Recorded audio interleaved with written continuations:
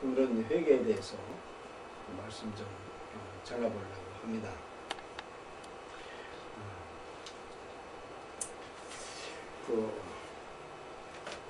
예수 믿는 사람들이 꼭 해야 될 일이 있는 그것이 회개인 것입니다. 우리가 이제 저도 이제 운전을 하는데 운전하다 보면 교통 순경이 돌아가라 라고 할 때가 있습니다. 그러면 교통 순경을 따라서 돌아가야 됩니다. 그것은 방향을 전환하라 라는 것입니다. 가면 위험하니까 돌아가라 라고 하는 말씀인 것입니다. 그래서 회개라는 것은 방향을 돌리라는 말씀이 회개인 것입니다. 또한 방향을 돌려서 어디로 갈 거냐 라고 할 때 예수 그리스도에게로 돌아서는 것, 예수님을 믿는 것, 이게 몇 가지가 회개라는 것입니다. 회개란 무엇이냐 하면 죄와 자신으로부터 돌아서라라고 하는 것입니다. 이 죄라는 것은 무엇일까요? 죄에 대해서 잠깐 말씀드려보도록 하겠습니다. 이 죄란 무엇일 것 같습니까? 성경에서는 뿌리의 죄, 또 열매의 죄를 말하고 있죠. 이 하나님을 알만한 양심을 통해서도, 자연을 통해서도, 이 특별 계신 예수 그리스도를 통해서도 듣고 알만한 것도 있음에도 불구하고 감사치 않고 경배하지 않는 것, 이게 뿌리의 죄다라는 것입니다. 거부심 있고 간헐심 있는 것, 그거로 인하여 이 열매의 죄가 나온다 그러죠. 시기 질투 이런 것도 나오는 거죠. 우리가 죄를 쉽게 말씀드리면 뭐냐 하면 죄란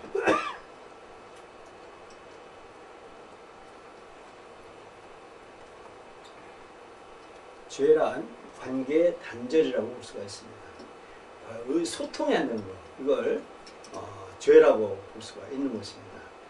우리가 하나님과의 행복한 관계 회복을 위해서는 반드시 성경 말씀인 이 회개를 해야만이 하나님과의 행복한 관계를 회복할 수가 있는 것입니다. 또한 이웃과의 관계 회복을 위해서는 반드시 회개가 필요한 것입니다. 이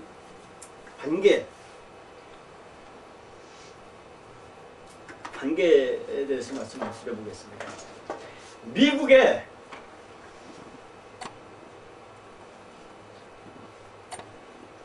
미국 사람들의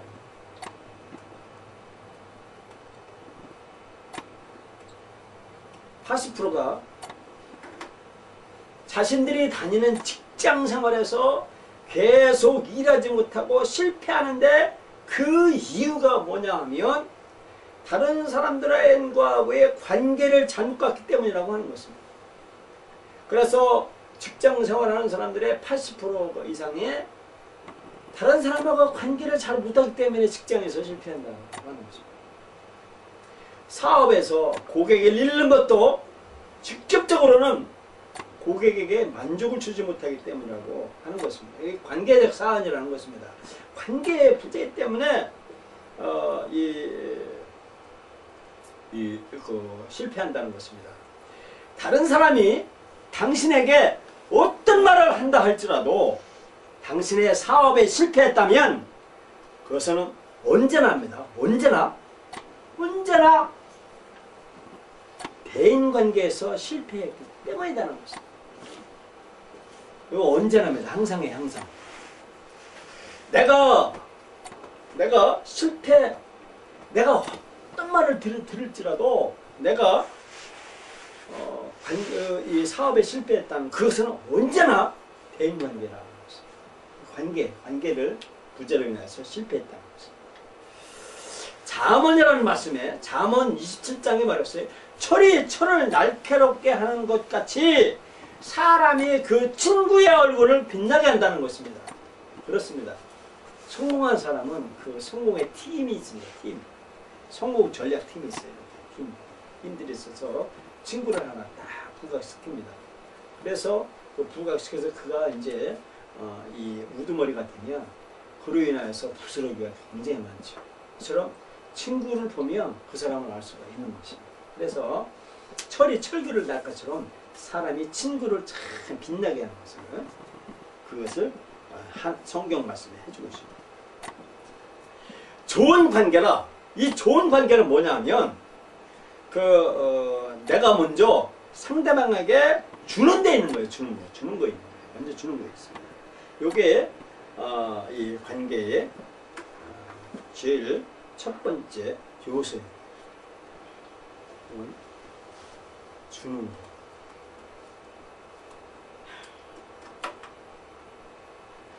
그러면 이 관계를 제일 먼저 어디로 해야 되냐? 어디로 해야 되냐면 이 관계에 인간관계의 관계 방향은 첫 번째 가정입니다. 가족의 가정. 아주 중요합니다. 가족을 등한시한 사람은 예수 안 믿는 사람보다 더 악한 사람이다 라고 성경 말씀을 해주고 있습니다. 인간관계의 방향은 제일 첫 번째 가족을 향하는 거예요.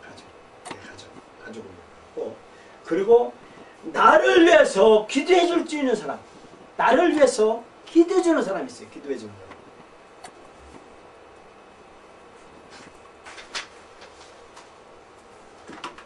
내가 잘 되기를 멀리 있더라도 나 잘 되기를 위해서 기도해 주는 거야.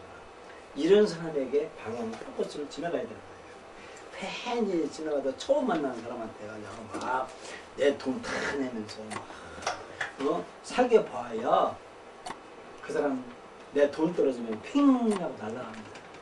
중요해. 관련 내 가족 그리고 나를 위해서 기도해 주면서 이렇게 해서 인간을 위해서 그러면 인간관계에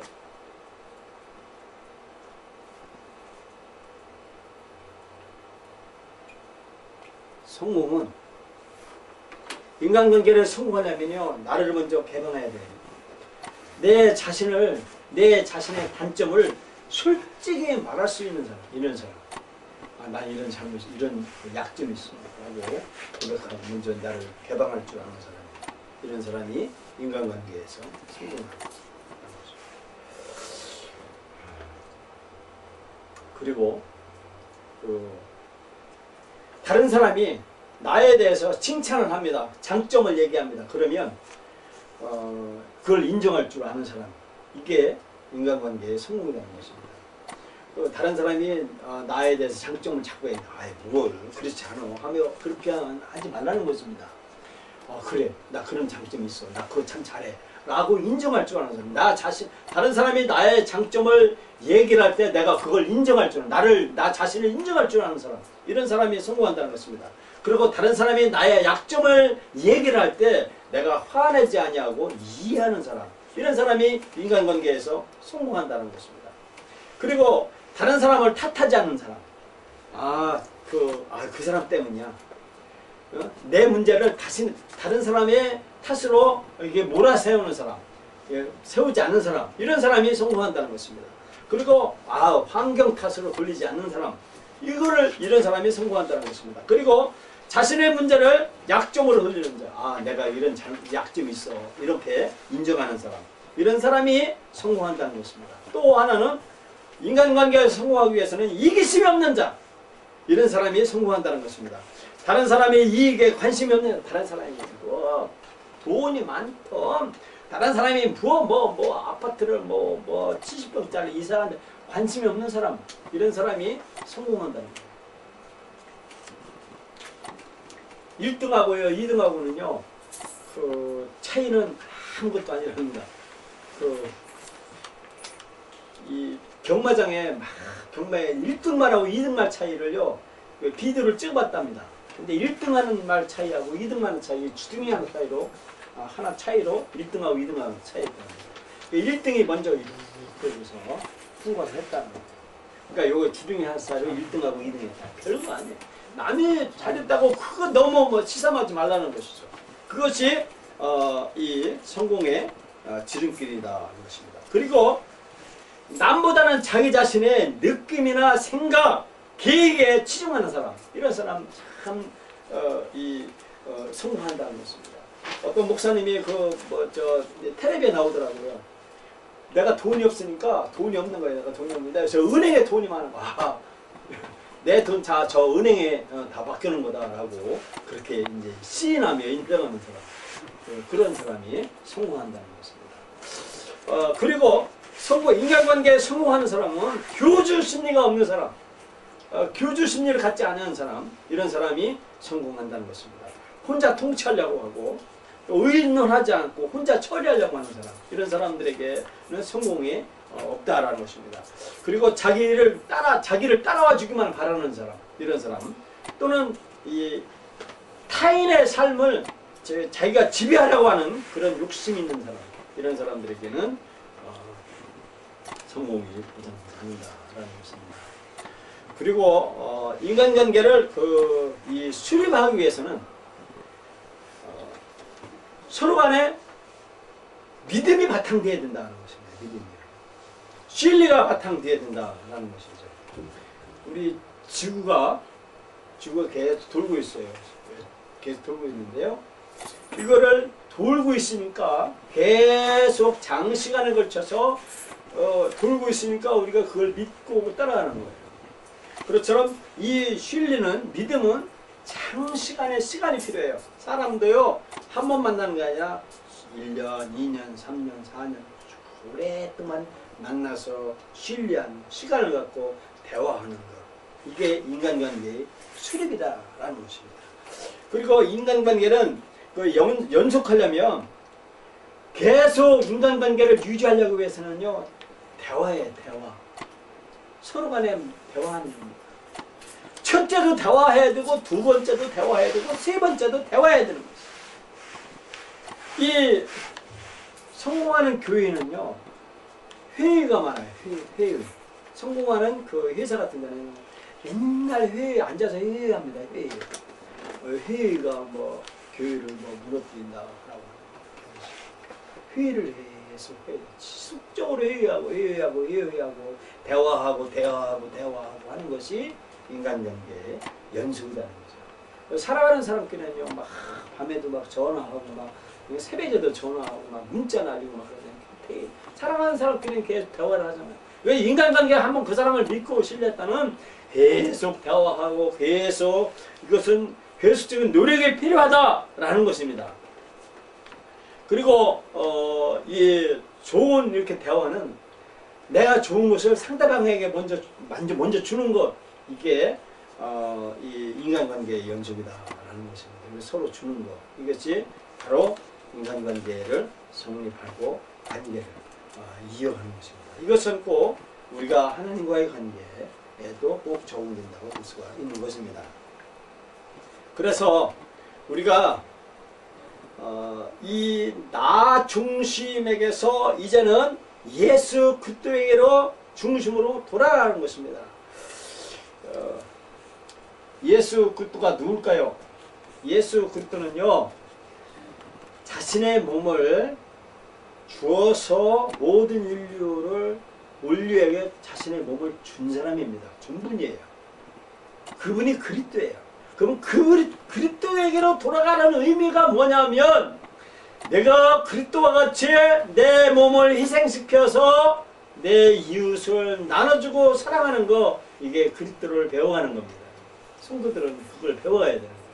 그리스도에게로 나아가야 된다는 것입니다. 나를 희생시킬 가구가 뒤에 있는 것, 이게 그리스도에게로 돌아간다는 말의 의미인 것입니다. 이사야 45장 20절 말씀에 진리 하나님과 우상과의 분명한 대조를 말하고 있습니다. 이 나무로 만든 우상에게 절하지 말라. 하나님은 진리 하나님이시다. 살아계신 하나님이다. 내게 복 주시는 하나님이다. 라고 하는 분명한 말씀을 해주고 있습니다. 또 이사야 55장 7절에 불의에 돌아서서 주님께 회개하고 돌아와라 라고 하십니다. 거짓말하지 말라. 이것이 회개하고 돌아와라 라고 하는 것이 이사야 55장의 7절 말씀에 있는 것입니다. 또 에스겔 33장 10절 말씀에 악한 자의 죽음을 즐거워하시지 않는 하나님이다. 하나님은 악한 유영철이나 또 윤두의 저기 오원천 저 수원의 말이에요. 그가 무뚝한 그 악한 사람도 죽음을 하나님은 즐거워하지 않으시는 분이라는 거예요. 하나님은 모든 사람이 회개하고 하나님 품으로 돌아오기를 응원하신다는 것입니다. 그래서 사도행전 3장 19절 말씀에 회개하고 돌이켜 하나님께로 돌아와라 라고 말씀해주고 있습니다. 그리고 베드로전서 3장 10절 말씀에서도 악에서 돌아서라 라고 말씀해주고 있습니다. 누가복음에는요 잃은 드라크마라의 비유가 있고 잃은 양의 비유가 있습니다. 그리고 잃은 아들에 대해서 다시 자른 아들에 대해서 이 막내 아들, 둘째 아들에 대한 비유에 말씀해주고 있습니다. 그래서 죄인이 한 사람이 회개하고 하나님 품으로 돌아오면 천국잔치에 막 종울리는 전국종이 죄인의 잔치 베푸네 죄인 하나 회개 왔도다 라고 하는 그 말씀, 그 찬송, 죄인이 하나님 앞에로 돌아오면 막 천국종을 치면서 막 잔치를 베푸는 거예요. 야, 죽었다가 다시 살아온다 라고 하는 거예요. 그래서 이 하나님은 궁율의 대표자예요. 궁율에 대한 아름다운 묘사를 해주고 있어요. 그래서 상대방이 나에게 이해 못할 일을 저질렀다 이거예요. 그 사람이 돌아오기를 바라야 되는 거예요. 악한 사람도 돌아오기를 바라야 되는 거예요. 그러면 그 사람이 돌아왔다. 그럼 긍휼을 베풀어 줘야 돼. 그래, 내가 너 용서한다. 그래, 내가 너 사랑한다. 꾀하고 하지만 이것이 하나님의 뜻이다는 것이. 우리가 그런 일을 알아! 라고 말씀해주고 있습니다. 그래서 아름다운 묘사를 표현해주고 있습니다. 그래서 우리는 이 죄와 내 생각으로부터 돌아서서 하나님 품으로 돌아오는데 만약에 회개하지 아니하면 너도 이와 같이 망하리라 라고 말씀해 줍니다.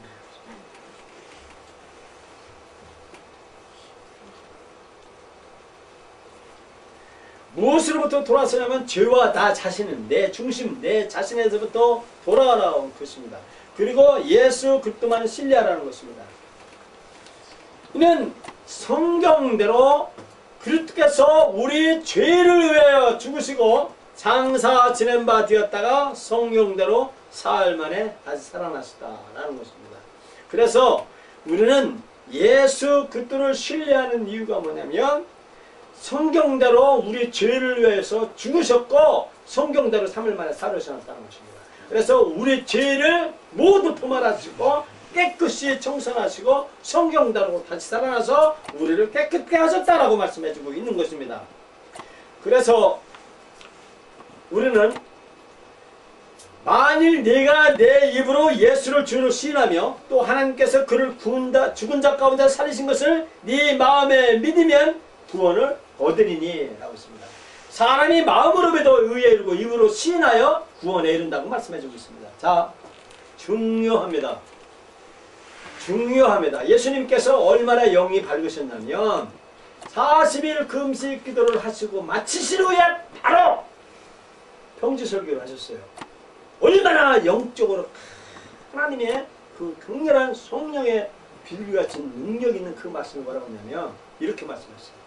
네가 땅에서 풀면 하늘에서 푼다. 네가 땅에서 매면 하늘에서 맨다. 중요합니다. 이 말씀 중요해요. 내가 땅에서 매면 하늘에서도 매일 것이요 내가 땅에서 풀면 하늘에서도 풀린다. 예수님이 40일 금식 금식을 나서 바로 성령의 감동에서 하신 말씀이죠.